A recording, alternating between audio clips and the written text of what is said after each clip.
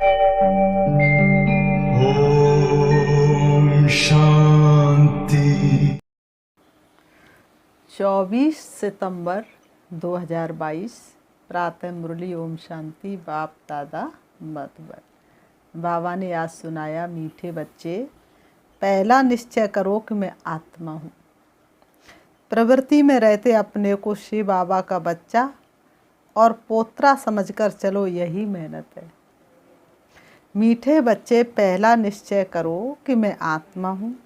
प्रवृत्ति में रहते अपने को शिव बाबा का बच्चा और पोत्रा समझकर चलो, यही मेहनत है। प्रश्न बाबा ने किया, तुम सब पुरुषार्थी बच्चे किस एक गुहाराज को अच्छी तरह जानते हो? उत्तर, हम जानते हैं कि अभी तक 16 कला संपूर्ण कोई भी बना नहीं है। सब पुरुषार्थ कर रहे हैं। मैं संपूर्ण बन गया हूँ, यह कहने की ताकत किसी में भी नहीं हो सकती, क्योंकि अगर संपूर्ण बन जाए तो ये शरीर भी छूट जाए। संपूर्ण बन जाए तो ये शरीर भी छूट जाए। बाबा ने कहा, शरीर छूटे तो सूक्ष्म वतन में बैठना पड़े। कौन बना संपूर्ण? ब्रह्मा बाबा, गुलजार दादी। मूल वतन में तो कोई जा नहीं सकता, क्योंकि जब तक ब्राइड ग्रूम ना जाए तब तक ब्राइडस कैसे जा सकेगी? जब तक साजन ना घर में जाए तो सजनी कैसे जा सकेंगी? ये भी गुहा राज है। बाबा कहते ये भी गुहा राज है। गीत है मुखड़ा देख ले प्राणी जरा दर्पण में, देख ले कितना पुण्य है कितना पाप तेरे जीवन में। ओम शांति। श्री भगवान वाच, अब ये तो बच्चे समझ गए हैं कि इनका नाम शिव तो नहीं है, वह तो है निराकार। शिव भगवान वाच, बच्चे समझते हैं कि निराकार तो शिव बाबा को ही कहा जाता है और कोई मनुष्य मात्र के लिए नहीं कहेंगे निराकार। भले ही कलयुग के अंत में शरीर धारण करे, लेकिन शरीर धारण तो हर आत्मा को करना ही पड़ेगा। कोई भी मनुष्य मात्र सदा निराकार होकर के परम धाम में रह नहीं सकता। निराकार पतित पावन शिव बाबा ही ज्ञान का सागर है। वह इस तन द्वारा बैठ समझाते हैं। किस तन द्वारा? ब्रह्मा बाबा के तन द्वारा। उसे ही परम पिता परमात्मा कहते हैं। पिता को और अपनी आत्मा को समझना है। मनुष्यों को अपनी आत्मा का पता नहीं है कि आत्मा क्या चीज़ है। ये तो कहते हैं वो गया, अब तो मिट्टी रह गई, लेकिन वो कैसा है, वो कहाँ गया, ये मनुष्यों को पता ही नहीं है। अंग्रेजी में कहा जाता है सेल्फ रियलाइजेशन। सेल्फ यानी आत्मा क्या वस्तु है। बल कहते भी हैं भ्रकुटी के बीच में चमकता है अजब सितारा, लेकिन सितारे का क्या महत्व ये पता ही नहीं। सितारे का वास्तविक घर कहाँ है ये पता ही नहीं। सितारे का पिता कौन है ये पता ही नहीं। बस सिर्फ कहने मात्र कह देते हैं। आत्मा स्टार है, निराकार है, तो उनका बाप भी तो निराकार होगा। जैसा पिता वैसा पुत्र, छोटा बड़ा तो हो नहीं सकता। जैसे आत्मा है वैसे परमात्मा है। वह है सुप्रीम, सबसे ऊंचे से ऊंच। पहले तो आत्मा को समझना है कि आत्मा किसकी संतान है, वह कैसे पतित से पावन बनती है, वह कैसे पुनर्जन्म लेती है, कुछ भी जानते नहीं है। पहले तो ये नॉलेज चाहिए कि आत्मा क्या वस्तु है। बाबा ने कहा पहले तो ये नॉलेज चाहिए कि आत्मा क्या वस्तु है। बाप ही आकर आत्माओं को बतलाते हैं कि आत्मा स्टार मिसल है। शिव बाबा ही आकर के बतलाते हैं कि आत्मा स्टार मिसल है, अति सूक्ष्म है, बहुत छोटी है। इन आँखों से तो आत्मा को देख नहीं सकते, इन आँखों से देखा नहीं जा सकता। देखने के लिए दिव्य दृष्टि चाहिए। भल हॉस्पिटल में कितना माता मारे आत्मा को देखने के लिए, परंतु आत्मा को देख नहीं सकते। बताते एक डॉक्टर ने तो एक व्यक्ति को कांच के उसमें रख दिया था, लेकिन फिर भी आत्मा कहाँ होकर निकल गई पता भी नहीं चला। अति सूक्ष्म है। पहले तो ये निश्चय चाहिए कि मैं आत्मा अति सूक्ष्म हूँ। बाप उनको ही समझाते हैं जिनकी आत्मा में 84 जन्मों का पाठ नूदा हुआ है। फिर परमात्मा खुद ही रियलाइज कराते हैं। वो आत्मा थोड़े ही करा सकती है, परमात्मा ही खुद रियलाइज कराते हैं कि मैं तुम्हारा बाप अति सूक्ष्म हूँ। आत्मा तो सब कुछ भूल जाती है परम धाम से आकर के। ड्रामा में सारी एक्ट नूदी हुई है, इनके पार्ट में कुछ भी चेंज हो नहीं सकती। हम कोसते रहते ये नहीं होना चाहिए, ये हो जाता, हम वहाँ नहीं जाते तो ये नहीं होता। बाबा ने कहा ये तो ड्रामा में नूद है। बाप कहते मैं किसको बीमारी आदि से कोई ठीक करने थोड़ी आया हूँ।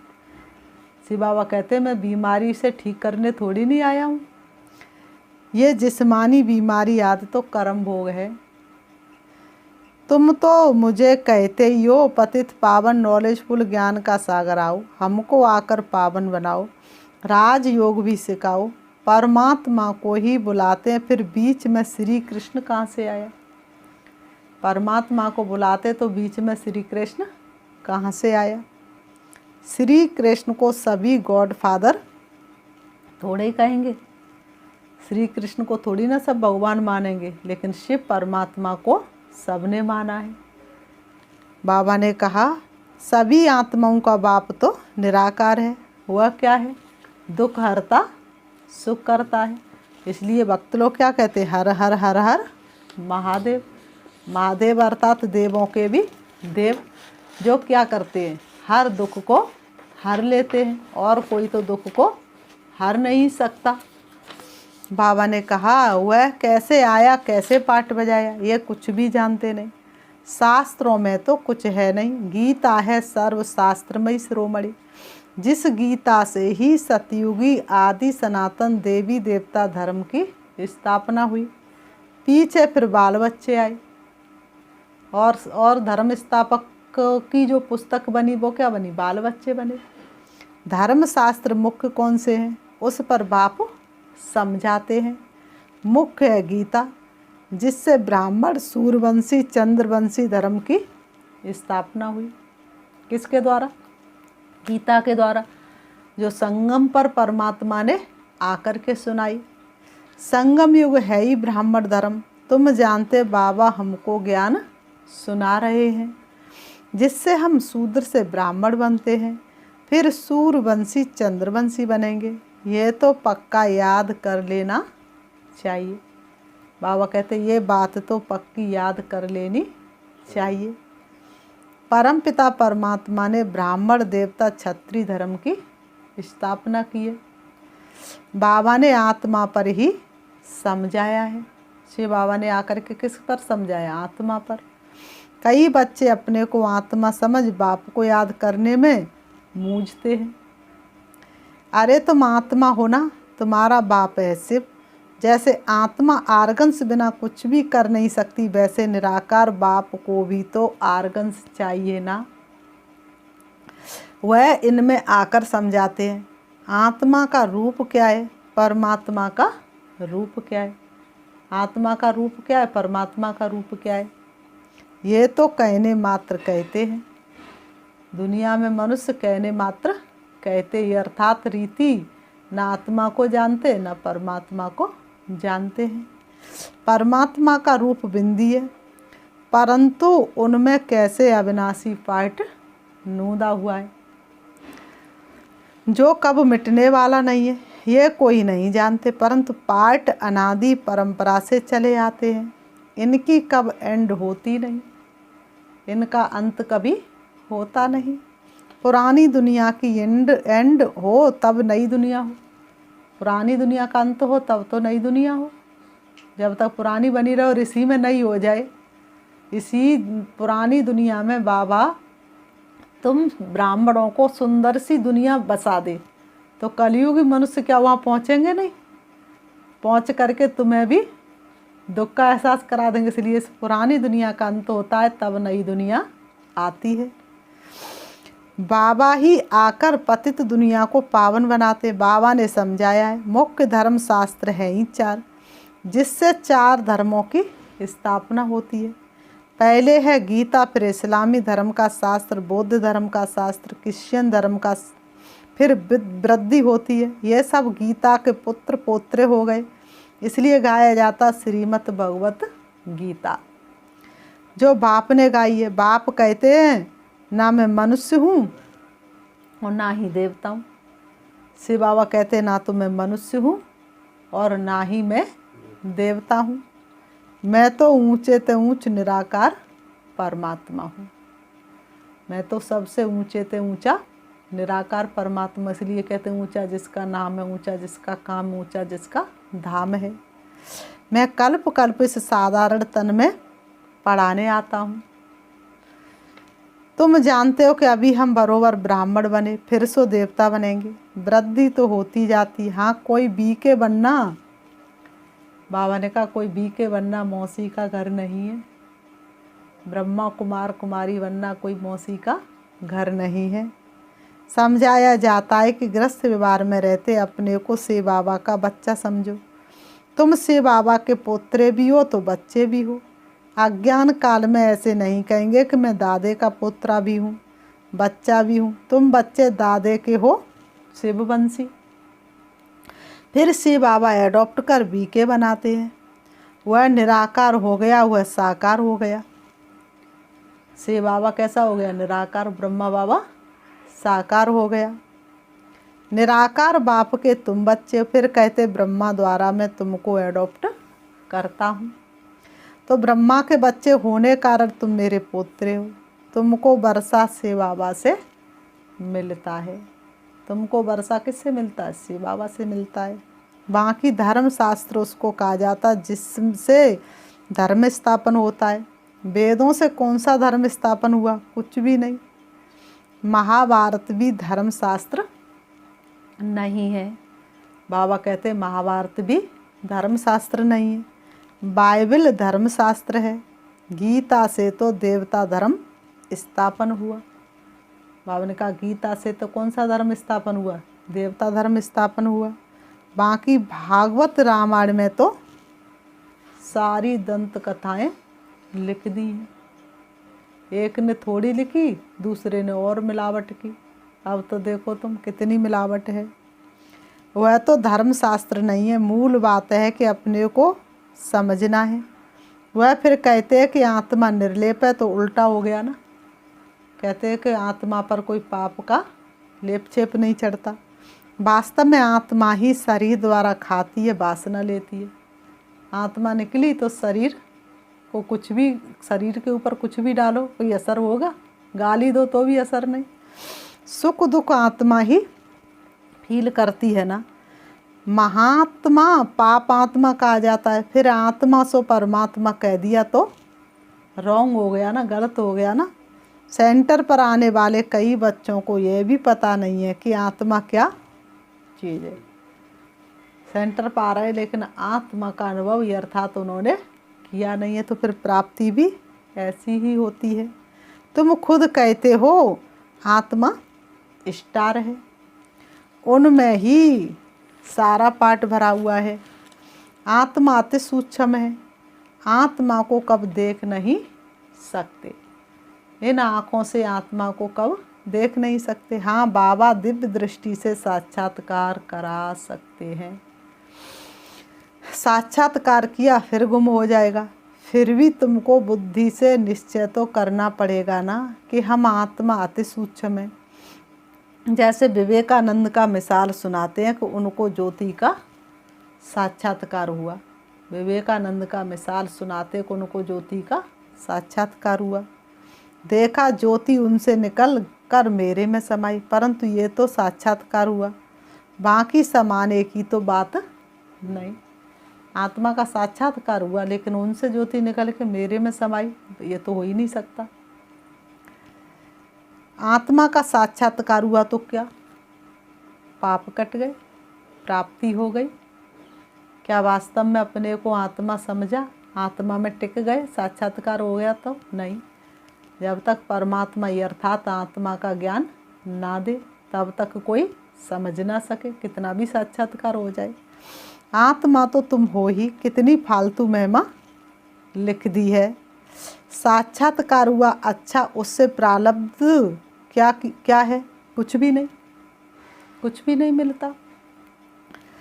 तुमको चतुर्भुज का साक्षात्कार हो तो क्या तुम लक्ष्मी नारायण बन जाएंगे?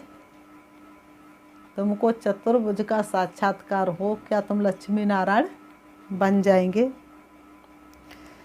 बाबा ने कहा एम ऑब्जेक्ट का ये सिर्फ साक्षात्कार हुआ, बाप का भी क्या साक्षात्कार होगा? जैसे आत्मा स्टार वैसे हुआ भी स्टार है। दिखाते अर्जुन ने कहा कि हजारों सूर्य से जास्ती तेज है, लेकिन सूरज या चांद से किससे तुलना करें? ना सूरज से तुलना कर सकते, ना चंद्रमा से बाप की तुलना कर ही नहीं सकते, तो हजारों सूर्यों से तेज। तो बाबा ने कहा ये तो गलत महिमा है, तो हम सहन नहीं कर सकते, बस करो बस करो। अब ऐसा तो कुछ भी है नहीं, बाप के सामने बच्चा जाए सहन ना कर पाए, तो ऐसा तो कुछ है नहीं।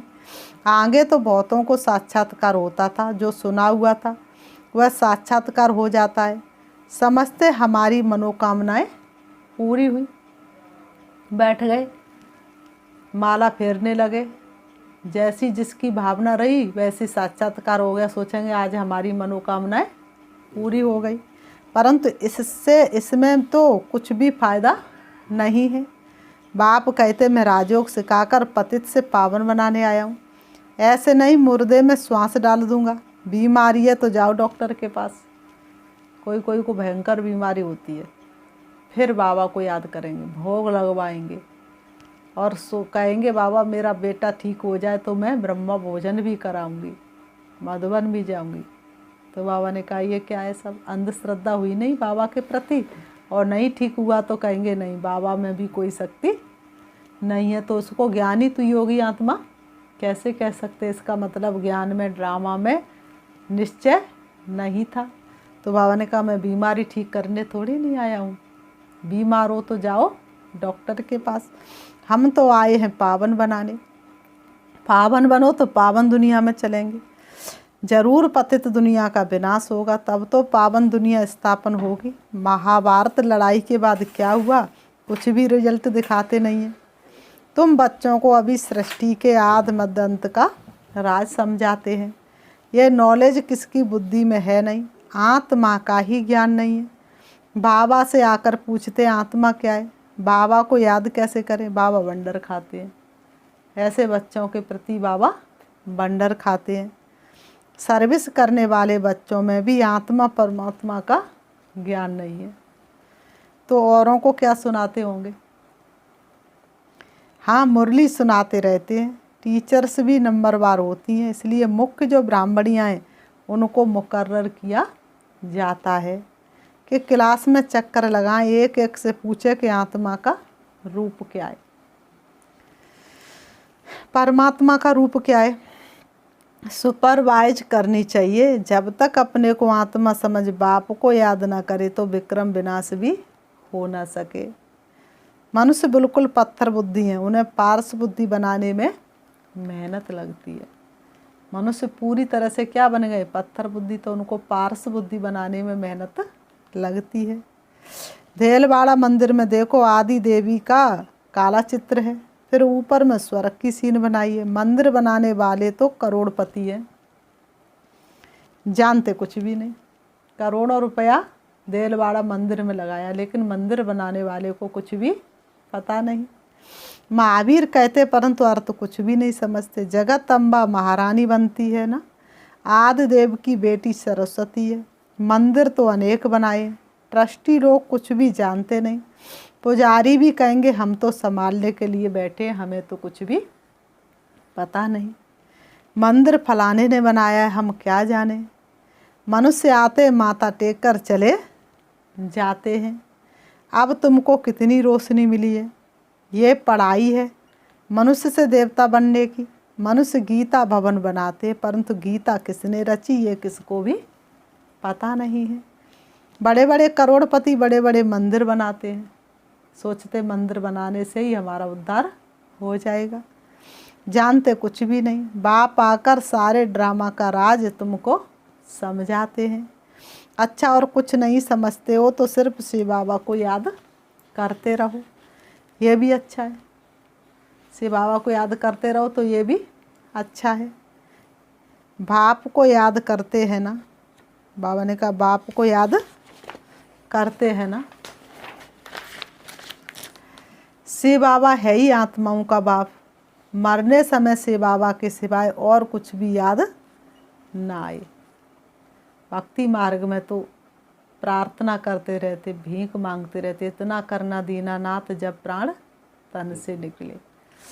पर इसमें दीनानाथ क्या करे, ये कृपा तो तुम्हें अपने आप पर ही करनी पड़ेगी, जो अंत में शिव बाबा के अलावा कोई भी याद ना आए तो भी स्वर्ग में आ जाएंगे। कोई कम बात थोड़ी है। पहले पहले तो अपने को आत्मा निश्चय करना है, वह है फिर परम पिता परमात्मा, नाम उनका शिव। आत्मा भी बिंदी रूप है, परमात्मा भी बिंदी है। जैसा पिता वैसा पुत्र।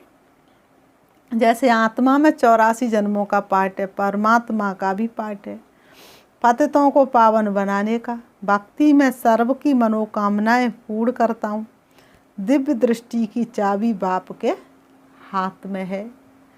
ये भी ड्रामा में पाठ बना हुआ है। और किसी को दिव्य दृष्टि की चाबी शिव बाबा दे दे तो अपने सगे संबंधियों को जिससे प्रीत है उन्हें तो साक्षात्कार कराए, थोड़ा भी अनमनी है तो उनको साक्षात्कार न कराए।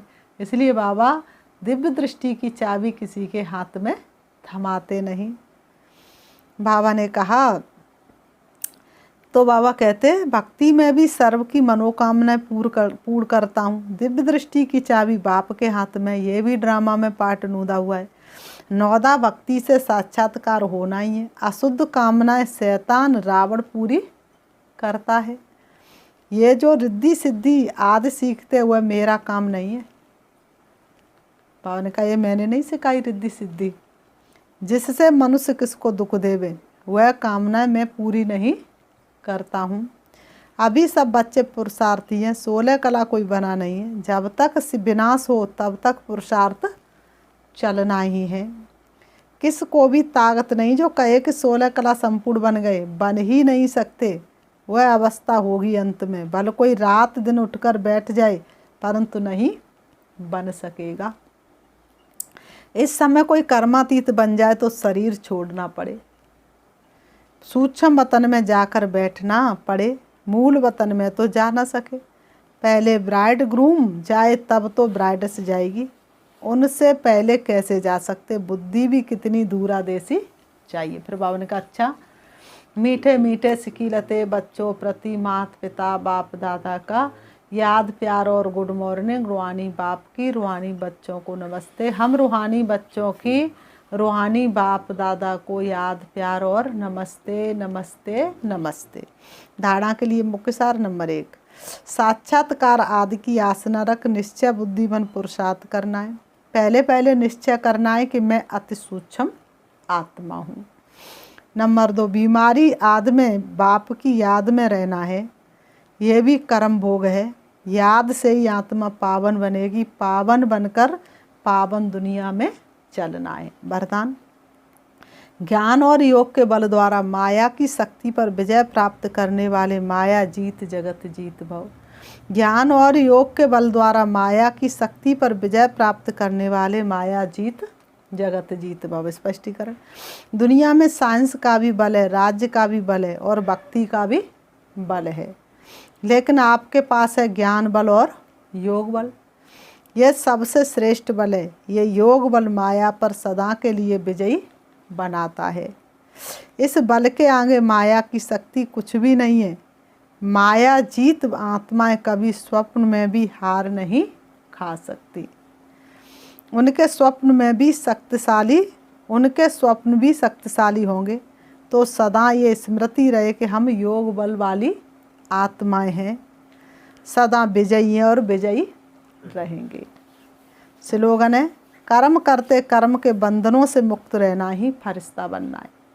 कर्म करते कर्मों के बंधनों से मुक्त बनना ही फरिश्ता बनना है। अच्छा, ओम शांति। ओम शांति। हम 5 मिनट शिव बाबा को याद करेंगे। चारों तरफ से बुद्धि को हटाए, देखेंगे अपने आप को चमकते हुए सितारे के रूप में। मैं आत्मा अति सूक्ष्म हूँ, दोनों ब्रह्म के बीच ब्रकुटी में विराजमान हूँ। मैं तपस्वी आत्मा हूँ, मैं भाग्यशाली आत्मा हूँ। मैं एक की याद में समाई रहने वाली आत्मा हूँ। मैं एक के साथ का अनुभव करने वाली आत्मा हूँ। मैं एक व्रता आत्मा हूँ। मैं एक पिता की अविनाशी संतान हूँ। मेरे पिता परमात्मा सर्व शक्तियों के सागर, जो परम धाम के रहने वाले हैं, उनसे शक्ति लेने के लिए, सारे विश्व का उद्धार करने के लिए मैं आत्मा परम धाम में जा रही हूँ। अपनी शक्तिशाली किरणों को चारों तरफ बिखेरते हुए मैं पहुँच जाती हूँ परम धाम में। प्रवेश करती हूँ हल्के सुनहरे लाल रंग के आसमान में। देख रही हूँ अपने पिता परमात्मा को अपने बुद्धि रूपी नेत्र के द्वारा, चमकता हुआ दिव्य सितारा, जिसकी सर्व शक्तियाँ पूरे ब्रह्मांड को प्रकाशित कर रही हैं। मैं आत्मा अपने बाबा पिता परमात्मा के सन्मुख हूँ, उनसे रूहान कर रही हूँ, दिल की बात कह रही हूँ। मुझे अनुभव हो रहा है बाबा मुझे रिटर्न दे रहे हैं, मेरी बातों का रिस्पॉन्स कर रहे हैं। मैं एक एक प्रश्न से संतुष्ट हो रही हूँ, उनके एक एक जवाब से संतुष्ट होती जा रही हूँ। मैं संपूर्ण संतुष्ट मणि हो आत्मा हूँ। उनकी सर्व शक्तियाँ मुझे शक्तिशाली बना रही हैं। मेरे जन्म जन्मांतर के पापों से मुझे मुक्त कर रही हैं। शिव बाबा से संपूर्ण शक्ति लेकर मैं आत्मा वापस आ रही हूँ। सारे विश्व का उद्धार करने के लिए मैं परम धाम से नीचे आ रही हूँ। मेरी शक्तियाँ सारे विश्व की आत्माओं की ब्रकुटी में समा रही हैं। सभी को हल्कापन महसूस हो रहा है। मैं आत्मा सारे विश्व को सकाश देती हुई नीचे आ जाती हूँ। देख रही हूँ अपने देह रूपी वस्त्रों को। मेरी लाइट की किरणें मेरे शरीर रूपी वस्त्रों को ढक लेती हैं। अब मैं आत्मा दोनों ब्रह्म के बीच ब्रकुटी में विराजमान हो जाती हूँ। मुझे आत्मा की शक्तियाँ मेरे पूरे घर को प्रकाशित कर रही हैं। ओम शांति, ओम शांति।